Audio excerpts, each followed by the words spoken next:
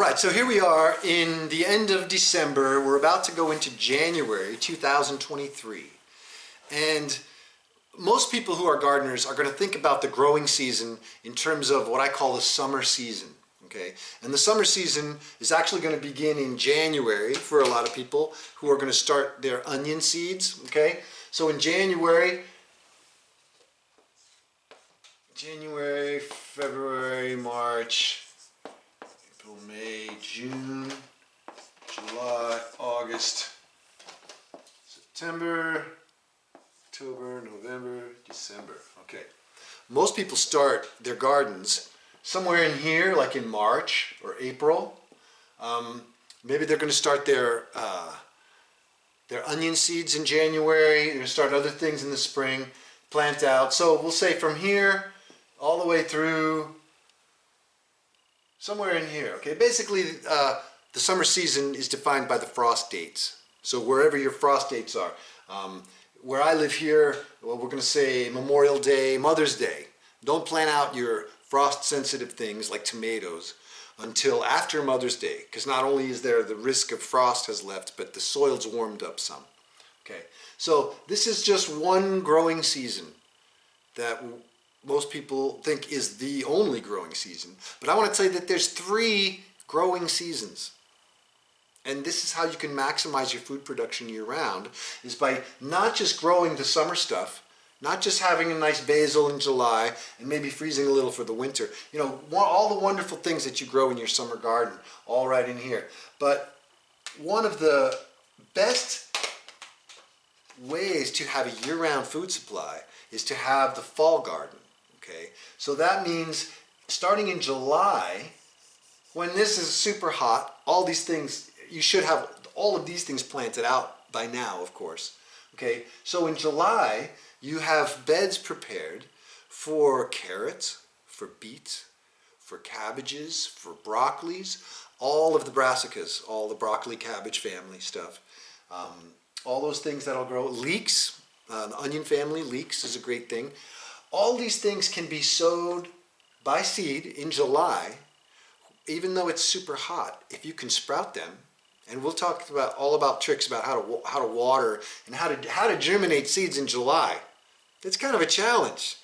But if you do, then you're going to have carrots and beets and Swiss chard and all the good things. You're going to have those all the way through December on into next year. Okay, on into next spring. All right. So this is a whole nother season that you can have a food supply, not just the summer stuff. Because all the summer things, they're going to be gone. They're going to get frosted out, or you're going to have to can them. You're going to have to process them, either put them in jars, dehydrate them, and we'll talk about all the different food storage ways you can handle this crop right here. But you have a whole second opportunity to grow food that'll last you all through the winter, not just the summertime. But that's not all. The third growing season has now become my favorite. It used to be what we call garlic season, right, in the winter. So where I live here in the Pacific Northwest, we're very fortunate in that the ground does not freeze. Okay, so all you people who live in a place where, which is probably most of the USA, if they're going to be frozen ground, you can't do what I'm talking about here right now. But if you live in a place where the ground does not completely freeze solid over the winter, then you can grow things over the winter that don't need watering.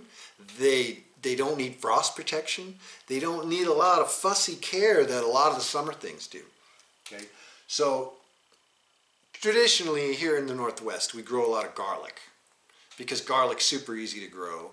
We plant it in October, November, and then it grows across the winter. Okay, January, March, somewhere in June, the garlic is ready to harvest. Okay, so planting garlic in November, having it grow all throughout the winter, not have to care for it very much. You might have to weed it a little. You can mulch it with straw so you don't have any weeds at all. It grows right up through the straw. It's pretty effortless, really. And then you may need to water a little bit in the spring, but then you harvest it in July.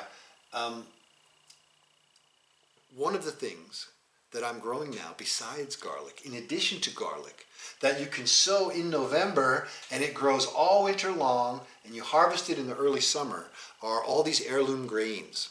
This has been a project I've been involved with for a couple of years now.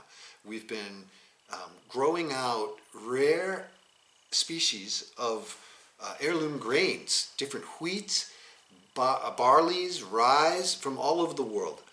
For the last couple of years, there's a bunch of us been doing this, and we're raising up these varieties because they're highly nutrient dense.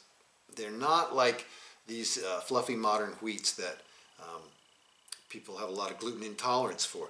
These are grains that are, they're not industrial grains. They were never harvested by machines. These are grains that the peasants used to be out there with their sickles, making their little piles in the field. So, not that that's something I aspire to be a peasant.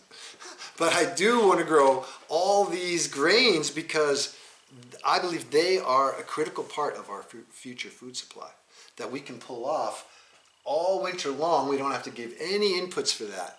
And come the middle of summer, beginning of summer, we get a high amount of nutrition from those grains. So I want to say garlic and grains is the third season. We got this one here with the second season would be the roots. I call them roots, but it's roots and brassicas really. Brassicas being the family of cabbage. Cabbage, broccoli, Brussels sprouts, kohlrabi, all those guys. Yeah, so you can grow all them across the winter. So if you're approaching your garden this way and not just like, oh, let's see, we can grow tomatoes. Yeah, you can grow tomatoes. It's wonderful to grow tomatoes. And all the things, all the summer things are great. We're going to talk all about that. But a lot of what I want to teach and talk to people about is how they can get a more fully well-rounded food supply going in their own backyards. And even if your ground is frozen, even if you're living in Nebraska, there's ways to do this with cold frames, with raised beds that are heavily mulched and covered up with things. So it is possible to create more than one growing season, even if you live in icy hell. I mean the parts of the Midwest. No, just kidding.